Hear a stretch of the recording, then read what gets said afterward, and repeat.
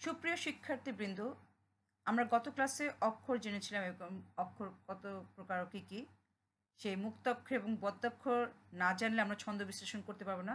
তা আজকে আমরা কবিতার ছন্দ বিশ্লেষণ করব এবং ছন্দ বিশ্লেষণের সাথে সংশ্লিষ্ট কবিতার যে অন্যান্য পর্ব, জ্যোতি, মাত্রা, লয় ইত্যাদি বিষয়গুলো আমরা খুব ভালোভাবে জানবো এবং আজকে এই ক্লাসটি করলে প্রাথমিক একটা ধারণা পাওয়া যাবে এবং মাধ্যমিক থেকে উচ্চ মাধ্যমিক এবং বাংলায় অনার্স মাস্টার্স এবং অ্যাডমিশন টেস্ট বা চাকরির ক্ষেত্রে যখন ছন্দ বিশ্লেষণ আসবে সেক্ষেত্রে এটি খুব প্রাথমিক একটি ধারণা হিসেবে খুব সহায়ক হতে পারে।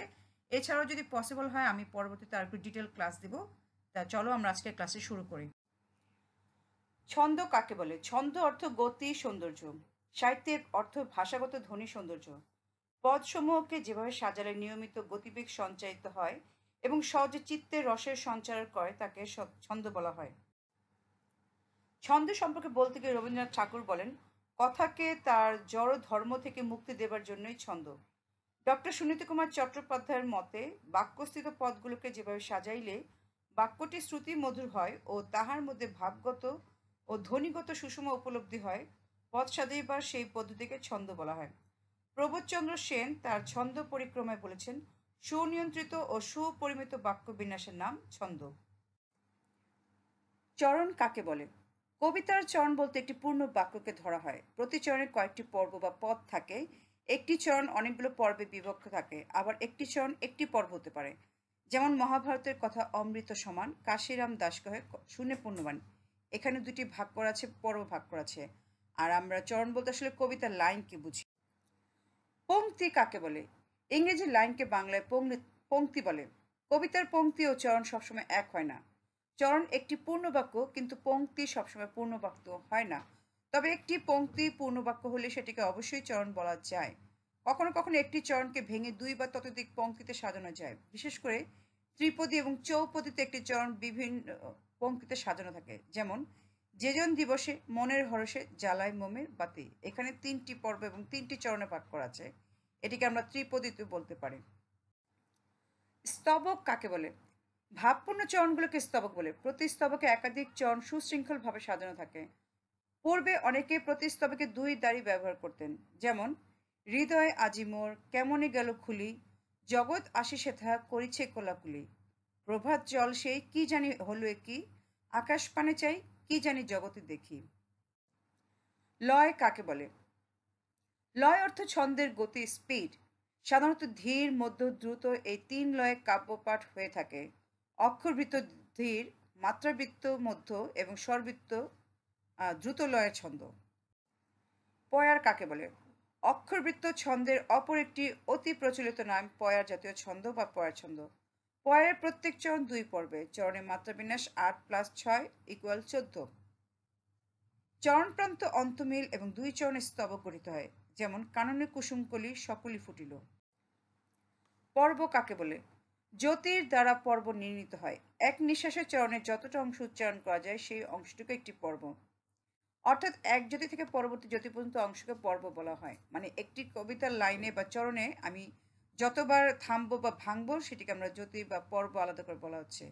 যেমন, বাঁশবাগানের মাথার উপর চাঁদ উঠেছে ওই, মাগো আমার শোলক বলা কাজলা দিদি কই। এই যে উপরের দুটি চরণে আমি 4 বার করে থেমেছি, এই 4 বারে জ্যোতি পড়েছে। ফলে প্রত্যেকটি চরণ 4টি ভাগে বিভক্ত হয়েছে। এই বিভক্ত প্রতিটি ভাগই এক একটি পর্ব। মাত্রা কাকে বলে? ছন্দের ক্ষেত্রে মাত্রা কথাটির মূল তাৎপর্য হচ্ছে অক্ষর উচ্চারণের সময় বা কাল পরিমাপ। অর্থাৎ এক একটি অক্ষর উচ্চারণের নিম্নতম কাল পরিমাপকে মাত্রা বলে।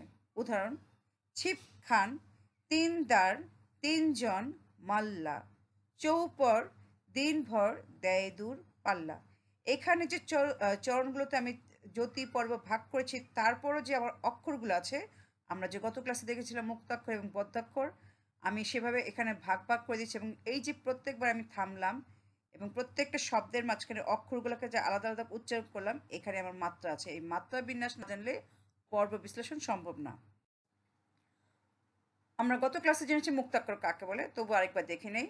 যে সকল অক্ষর স্বরধ্বনি জাত অথবা অক্ষরের শেষে একটি স্বরধ্বনি থাকে তাকে মুক্তাক্ষর বা স্বরান্ত অক্ষর বা বিবৃত অক্ষর বলে। মুক্তাক্ষর উচ্চারণ শেষে মুখ খোলা থাকে এবং প্রয়োজন মতো প্রলম্বিত করা যায়। মুক্তাক্ষর নির্দেশের চিহ্ন অনেকটা ইউ বা চন্দ্রবিন্দুর মতো হালকা ঢেউ থাকবে, যেমন মা, কে, না ইত্যাদি। এটি মুক্তাক্ষর এবং এটি উচ্চারণের মুখটি খোলা থাকে এবং আমরা শব্দটির উপরে যখন আমরা কাব্য বা ছন্দ বিশ্লেষণ করব তখন এইভাবে উপরে চন্দ্রবিন্দুর মতো বা ইউ এর মতো দিব। বদ্যাক্ষর কাকে বলে? ব্যঞ্জন ধ্বনি বা অর্ধস্বর ধ্বনির মাধ্যমে যেসব অক্ষরের সমাপ্তি ঘটে তাকে বদ্যাক্ষর বা সংবৃত অক্ষর বলে। এটি উচ্চারণ শেষে মুখ বদ্ধ হয়ে যায়।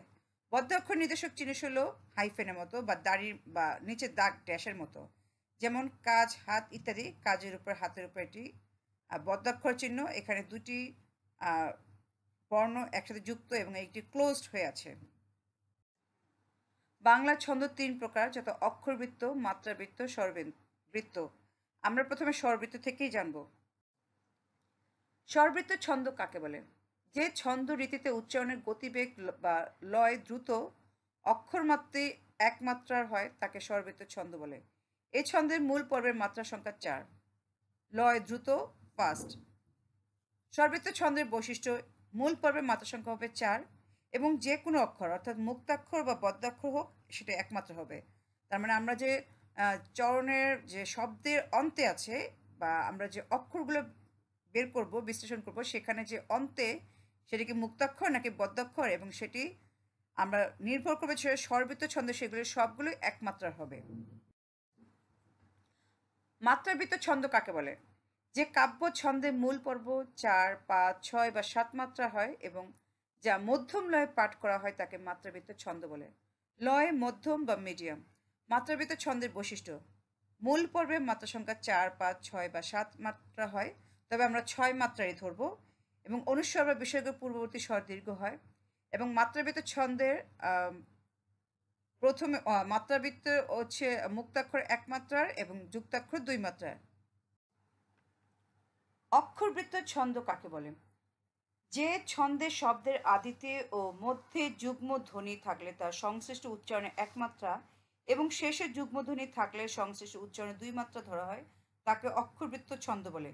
উৎপত্তির বিচারে ছন্দটিকে খাঁটি বাংলা অর্থাৎ তদ্ভব ছন্দ নামে আখ্যায়িত করা হয়। যেমন মরিতে চাহি না আমি সুন্দর ভুবনে, মানবের মাঝে আমি বাঁচিবার চাই, এই সূর্য করে এই পুষ্পিত কাননে, জীবন্ত হৃদয় মাঝে যদি স্থান পাই। অক্ষরবৃত্ত ছন্দ কাকে বলে আমরা আরেকটু সহজ করে বুঝি। যে ছন্দের সকল প্রকার মুক্তাক্ষর একমাত্রা বিশিষ্ট, তার মানে যত মুক্তাক্ষর তা একমাত্র, কিন্তু বদ্ধাক্ষর শব্দের শেষে যদি থাকে তাহলে 2 মাত্রা হবে, কিন্তু শব্দের আদিতে এবং মধ্যে যদি থাকে বদ্ধাক্ষর তাহলে সেটি হবে একমাত্রা, তাকে অক্ষরবৃত্ত বলে। আর লয় হচ্ছে ধীর, স্লো। অক্ষরবৃত্ত ছন্দের বৈশিষ্ট্য, এ ছন্দে সংযুক্ত বা অসংযুক্ত অক্ষর সমান ধরা হয়। এই ছন্দের শব্দের আদি ও মধ্যে বদ্ধাক্ষর 1 মাত্রা এবং শব্দের শেষে 2 মাত্রা হয়। মূল পর্বে মাত্রা সংখ্যা 8 বা 10 মাত্রা হয় এবং এই ছন্দের লয় ধীর বা মধ্যম। তাহলে আমরা যখন ছন্দ বিশ্লেষণ করব তখন সেখানে স্বরান্ত অথবা ব্যঞ্জনান্তে আমার কি সেটি 1 মাত্রা হবে না 2 মাত্রা হবে, সেটা আমি মুক্তাক্ষর এবং বদ্ধাক্ষর বুঝবো। অক্ষরবৃত্তের সকল মুক্তাক্ষর 1 মাত্রা, কিন্তু বদ্ধাক্ষরে আবার ডিফারেন্স আছে, যেটা মাত্রাবৃত্তিতে সকল বদ্ধাক্ষর 2 মাত্রা হলো। অক্ষরবৃত্তে আমাদের মনে রাখতে হবে যে প্রথমে বা আদিতে বা মধ্যে থাকলেও সেটা 1 মাত্রা হবে, কিন্তু শেষে বদ্ধাক্ষর থাকলে ব্যঞ্জনান্তে আমরা 2 মাত্রা ধরব। অক্ষরবৃত্ত ছন্দ বাংলা সাহিত্যে প্রচলিত প্রধান 3টি ছন্দের একটি। অন্য দুটি হলো স্বরবৃত্ত এবং মাত্রাবৃত্ত ছন্দ। অক্ষরবৃত্ত ছন্দে লেখা কবিতাগুলোর মূল পর্ব সাধারণত 8 বা 10 হয়। এছাড়া অক্ষরবৃত্ত ছন্দ 8+8, 8+6, 8+4, 8+2, 4 হতে পারে। এই ছন্দকে মিশ্র কলাবৃত্ত, তান প্রধান ছন্দ ইত্যাদি নামে অভিহিত করা হয়। তাহলে আমরা দেখছি এখানে যদি 2টি পর্বে ভাগ করি, তার প্রধান পর্বটি এরকম 8-8 হয় এবং অপ্রধান পর্ব 4-6-2 হতে পারে, আবার কখনো বেজোড় 1-3-5ও হতে পারে। সেটা বিভিন্ন ছন্দের ক্ষেত্রে আলাদা আলাদা হয়। প্রাচীনতম এই বাংলা ছন্দকে রবীন্দ্রনাথ ঠাকুর নাম দিয়েছেন পয়ার জাতীয় ছন্দ, ডেকেছেন সাধু বাংলার ছন্দ বলে। প্রবোধচন্দ্র সেন দিয়েছেন অনেক নাম, বিশিষ্ট কলামাত্রিক, জটিল কলাবৃত্ত, মিশ্র কলাবৃত্ত ও অক্ষরবৃত্ত। পরবর্তীকালে অক্ষরবৃত্তর নামটি ব্যবহৃত হয়। অক্ষরবৃত্ত ছন্দে মূল পর্ব 8 বা 10 মাত্রার হয়। অক্ষরবৃত্ত ছন্দে মুক্তাক্ষর একমাত্রা, যুক্তাক্ষর শব্দের প্রথমে ও মাঝে একমাত্রা, কিন্তু শব্দের শেষে হলে যুক্তাক্ষর দুই মাত্রা। অক্ষর শেষে স্বরধ্বনি থাকলে একমাত্রা, মানে স্বরান্তে একমাত্রা হবে। অক্ষর শেষে ব্যঞ্জন ধ্বনি থাকলে বা ব্যঞ্জনান্তে এমন অক্ষর শব্দের শেষে থাকলে তা দুই মাত্রা হয়, কিন্তু শব্দের শুরুতে বা মাঝে থাকলে একমাত্রা হয়। কোনো শব্দ এক অক্ষরে হলে সেই অক্ষর শেষে ব্যঞ্জন ধ্বনি থাকলে সেই অক্ষরটির মাত্রা দুই হয়। যেমন এই, ওই, এগুলো থাকলে, ও থাকলে আমাদের সেখানে দুই মাত্রায় হবে। কোনো সমাসবদ্ধ পদের শুরুতে যদি এমন অক্ষর থাকে যার শেষে ব্যঞ্জন ধ্বনি আছে, তবে সেই অক্ষরের মাত্রা এক বা দুই হতে পারে। অক্ষরবৃত্ত ছন্দে লেখা কবিতার আবৃত্তি ধীর গতি হয়। আমরা এখানে অক্ষরবৃত্তের বৈশিষ্ট্য একটু ডিটেলসে জানলাম, কারণ এটি নিয়ে অনেক শিক্ষার্থীর অনেক সমস্যা থাকে বা কনফিউশন থাকে। হে কবি নীরব কেন, ফাগুন যে এসেছে ধরায়, 8+10। বসন্তে বরিয়া তুমি, লবে নাকি তব বন্দনায়, 8+10। কহিল সে স্নিগ্ধ আঁখি তুলি 10, দক্ষিণ দুয়ার গেছে খুলি 10। তাহারই পরে মনে সুফিয়া কামাল কবিতায়। কবিতাটির মূল পর্ব 8 ও 10 মাত্রায়। স্তবক দুই পর্বে হলো, এক পর্বের স্তবক আছে। এখন মাত্রা গণনা করলে দেখা যায়, প্রথম চরণের প্রথম পর্ব, হে কবি নীরব কেন, হে কবি তিনটি ভাগ করা হচ্ছে, যেন হে কবি তিন মাত্রা, তিনটি অক্ষর, প্রতিটি শেষে স্বরধ্বনি থাকায়, তার মানে স্বরান্তে হওয়ায় প্রতিটি একমাত্রা।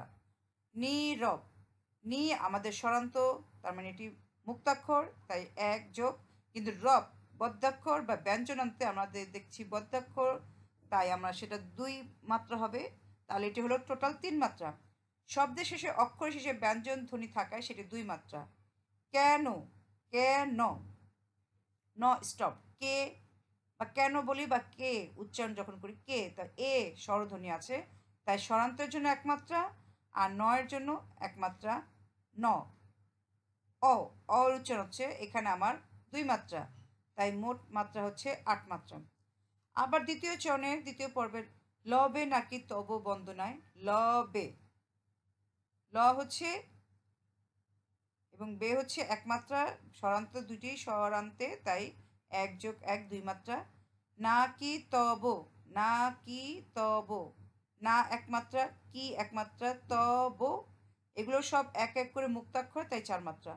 বন্দ নাই, বন, বন বদ্যাক্ষর, আর এটি হচ্ছে আমার বন যেহেতু শব্দ শেষ, তাই এটি প্রথমে। দ স্বরান্তে মুক্তাক্ষর, নাই এটি বদ্যাক্ষর, কিন্তু এখানে আমার একটু লক্ষ্য করতে হবে যে বন আমার বদ্যাক্ষর, কিন্তু এটি আমার এই শব্দের আদিতে, আর নাই বদ্যাক্ষর কিন্তু এই শব্দের শেষে ব্যঞ্জনান্তে, তাই আমার এখানে দেখছি প্রথমে আমার বনটি একমাত্রার, কিন্তু যেহেতু শেষের নাই, তাই আমার এটি হচ্ছে দুই মাত্রার, আর মাঝের দ হচ্ছে স্বরান্তে, তাই 1+1+2 = 4 মাত্রা। বন অক্ষর শেষে ব্যঞ্জনধ্বনি থাকলেও অক্ষরটি শব্দের শেষে না থাকায় এর মাত্রা 1 হবে। আবার নাই অক্ষর শেষে ব্যঞ্জনধ্বনি অন্তস্থ থাকায় এবং অক্ষরটি শব্দের শেষে থাকায় এর মাত্রা 2, তাই মোট মাত্রা হবে 10। অমিত্রাক্ষর ছন্দ জানব। আমাদের প্রধান তিনটি ছন্দ জানলাম, এছাড়াও আমাদের আরও বাংলা সাহিত্যে দুটি উল্লেখযোগ্য হচ্ছে অমিত্রাক্ষর ছন্দ এবং চতুর্দশপদী ছন্দ।